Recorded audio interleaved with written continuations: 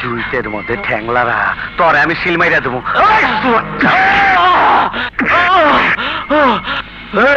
তার বাচ্চা ওঠ। মালিক আমাকে মাফ করে দিন মালিক। ছোট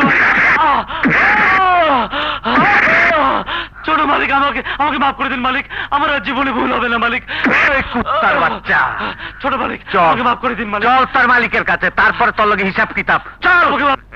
এই দাঁড়াও, শোনো, আমাগো বস যারে একবার ভোগ করে তারে আমরা সিল মাইরা দেই। কারণ আমাগো বস এক মায়েরে দুইবার ভোগ করে না, তাই নতুন পুরান চিনবার লাগিয়া আমরা সিল মেরে দেই। আসো আরে আসো।